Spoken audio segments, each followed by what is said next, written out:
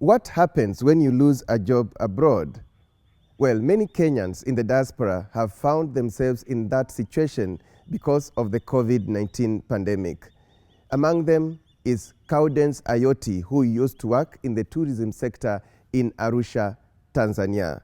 She sought to share her experience, and this is what we've lined up for you in the show. I was in tourism. When things get tough, the tough get going. Find out how Gaudence Ayoti found alternative means of survival in Arusha after losing her job due to COVID-19 pandemic. Things aren't better in the US, but how is Frehiwot Desta, a restaurant owner of Ethiopian origin, navigating through? On Kenya to the World, we feature Sud Watches, exporters of Kenyan branded watches. And on My Magical Kenya, Lake Nakuru is one of the bird watchers' paradise. my experience in Lake Nakuru National Park.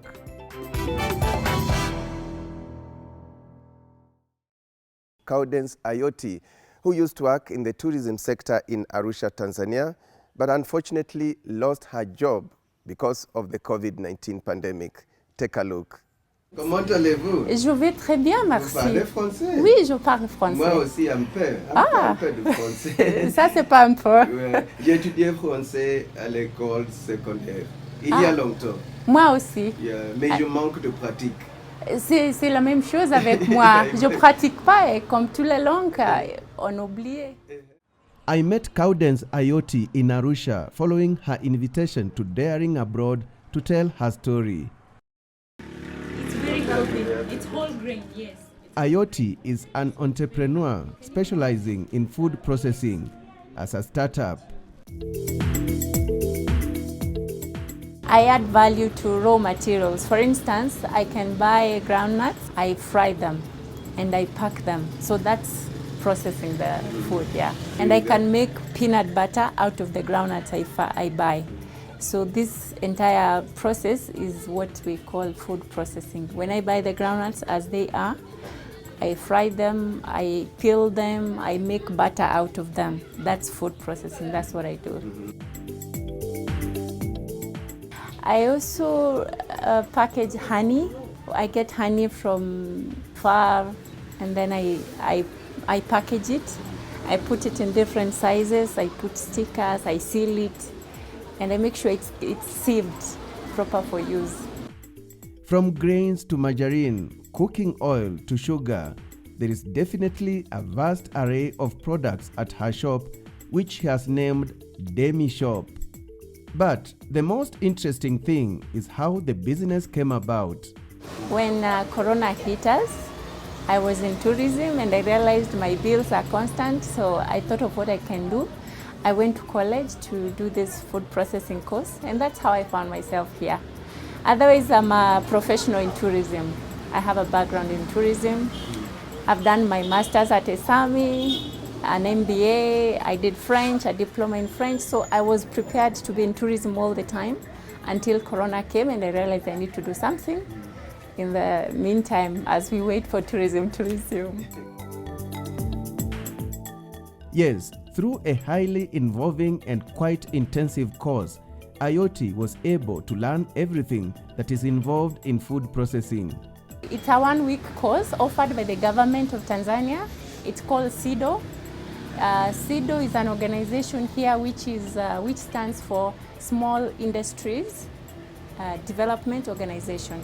They give many courses within a short time. At this point, I was eager to know more about her career in tourism and how she ended up in Tanzania. I came here in 2012. I was looking for a job. Where I was working, I wasn't happy with the package. So I kept looking for opportunities elsewhere, and I got a job invitation to come for a job interview here in Tanzania. I came and I got the job. And the first employer I had was Loana, where I was doing sky safaris. I was the pioneer of this sky safaris. So I was offering sky safaris until I left 2 years. After 2 years, I left. I went to Easy Travel and tour company. It's a tour company. I also worked there for about 4 years. Due to her fighting spirit, Ayoti has been able to keep her head above water despite these trying economic times, and she does admit that the environment is a big factor in this. It's fine, it's fine. You've just got to understand how they behave. You just have to be very polite and understand their culture and move with it. Clearly, there is no slowing down for this impressive Kenyan daughter of Kisii County. She has done 8 years abroad. The proud alumna of Limuru Girls and Moi University says more is yet to come. I hope to go back to tourism because I love it. It's my passion. I love it. But I'll not stop my business.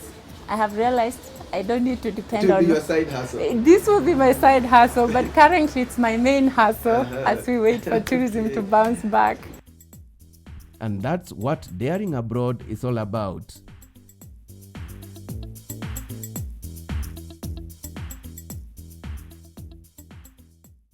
We wish Cowdence all the best in her new endeavors after losing her job due to Covid-19 pandemic.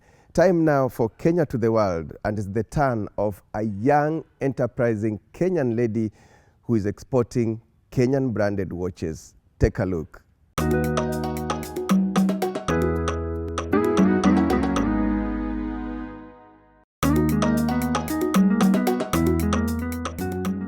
Time is undoubtedly the most valuable resource a person could have, and one's success is dependent on how well you manage it.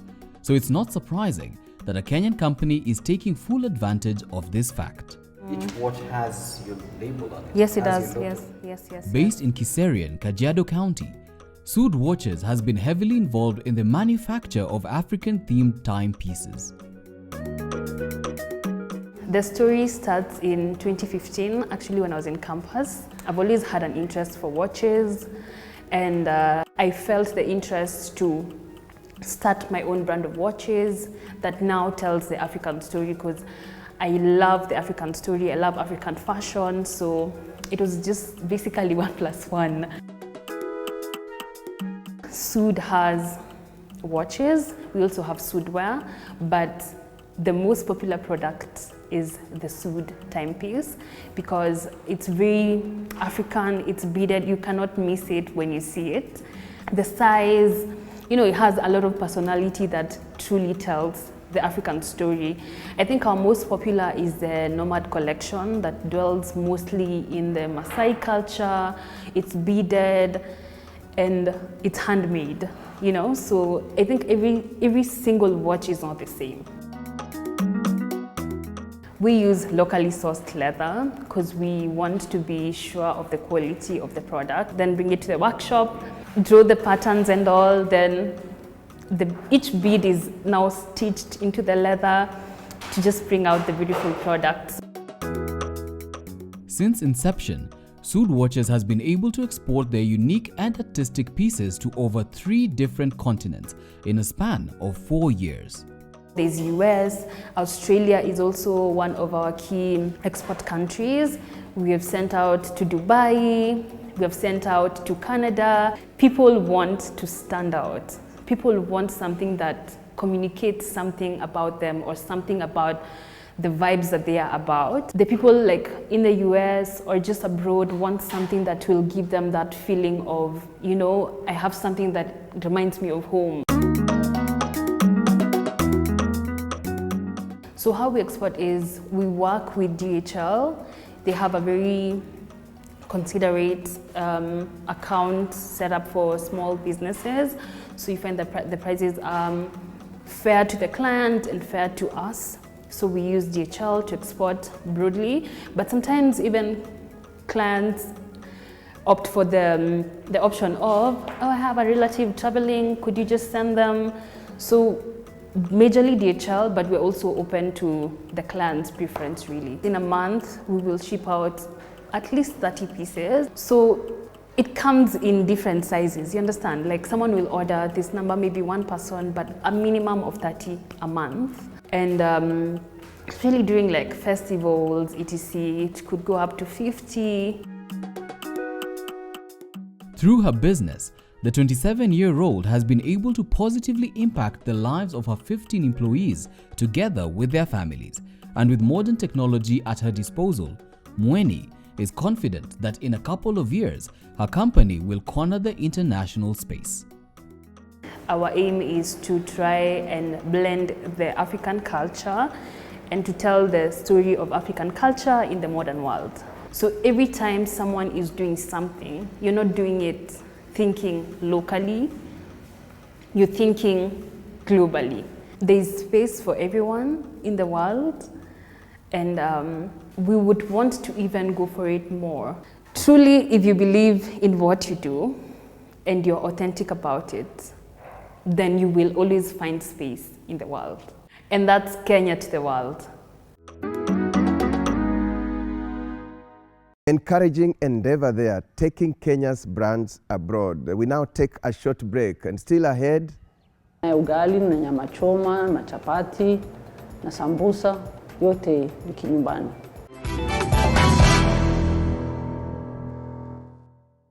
We now cross over to Philadelphia, where we meet Frehiwot Desta, a restaurant owner of Ethiopian origin. Just how is she coping with the COVID-19 pandemic?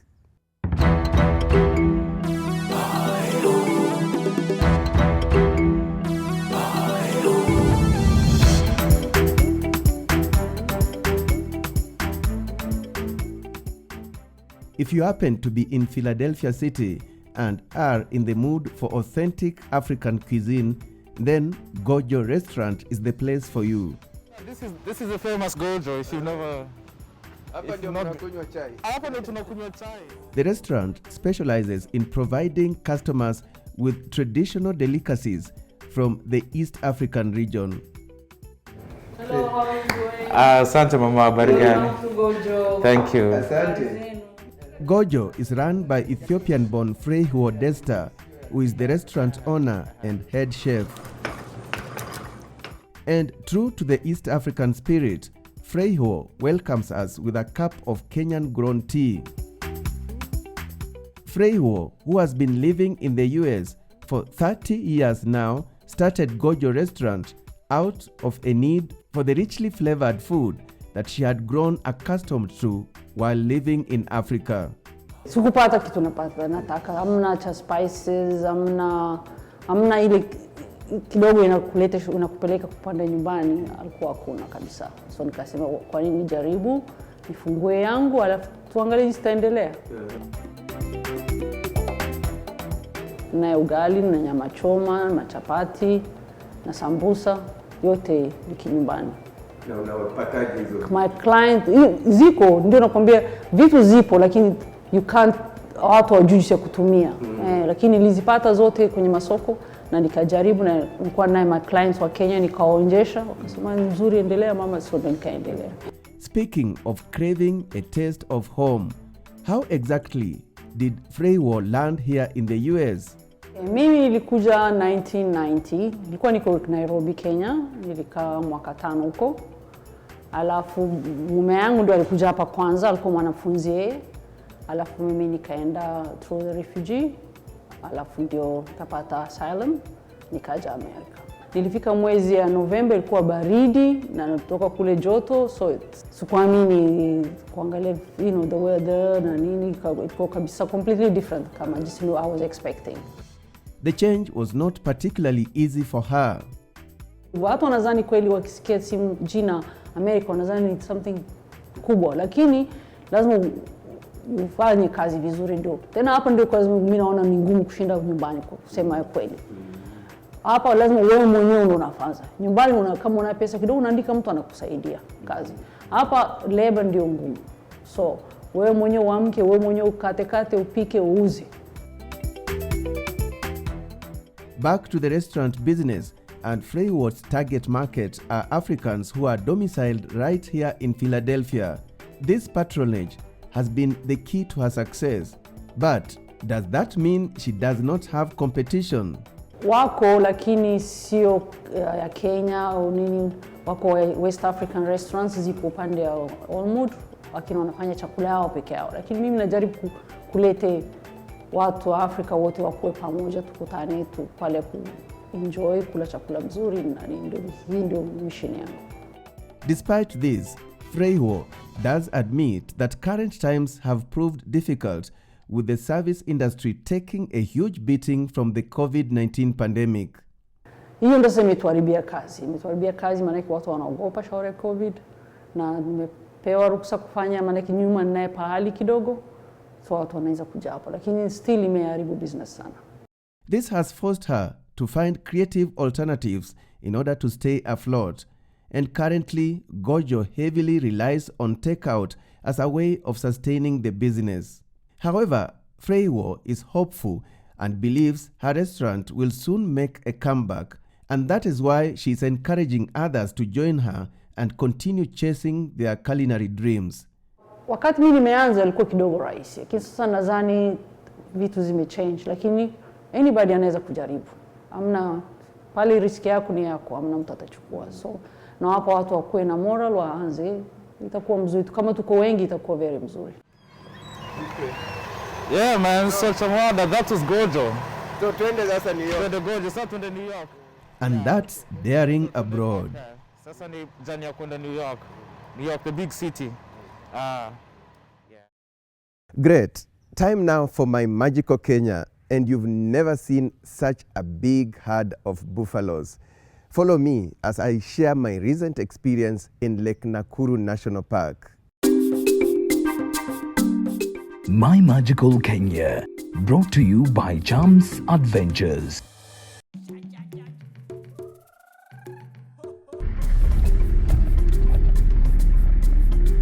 Lake Nakuru National Park. Oh my, never seen a herd of buffaloes like this one. Our game drive here was epic.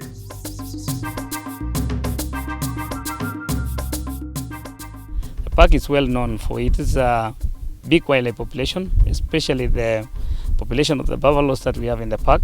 We also have the black and white rhinos, which are easily seen within Lake Nakuru compared to other parks. We have also the Rothschild giraffe, which is also easily visible here in the park.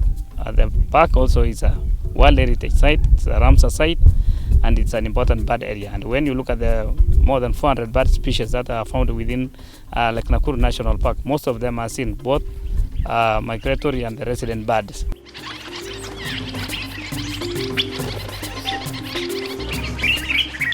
The park lies on the floor of the Great Rift Valley and is beautified by the surrounding escarpment and picturesque ridges. Lake Nakuru is one of the park's key attractions. The lake is a UNESCO World Heritage Site. It is known for its flocks of flamingos.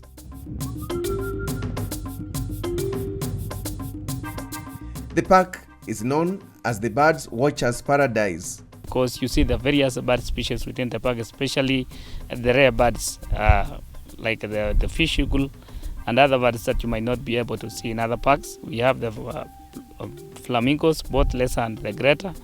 We also have the pelicans, along other water birds within the park. So these are darling for tourists that come to the country, that they want to see bird life. They also want to see the other wildlife species within the park.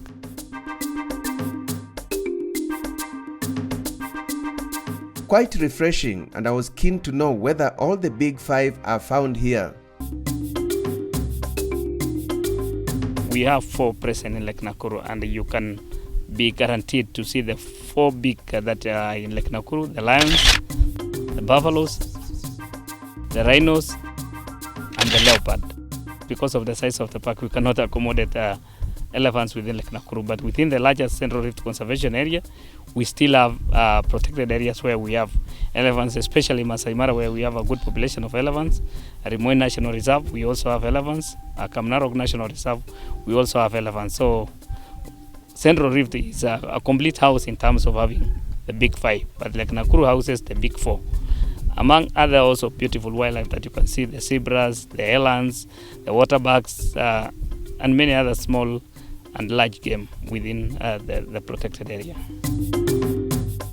And like other tourist attractions in the country, this park experienced a drop in visitations because of the COVID-19 pandemic.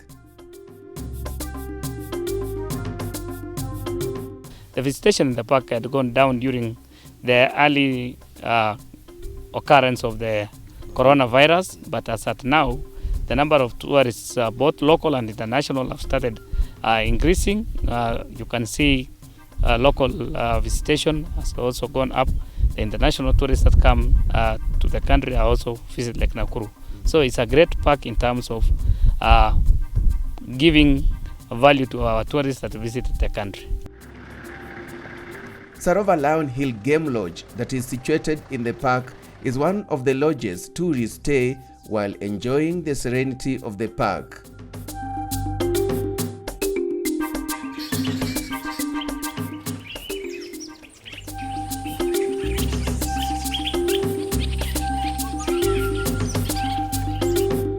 My Magical Kenya, brought to you by Chams Adventures.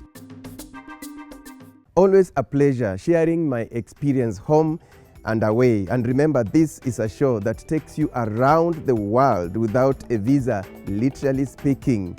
Many thanks for your company, and see you again next time.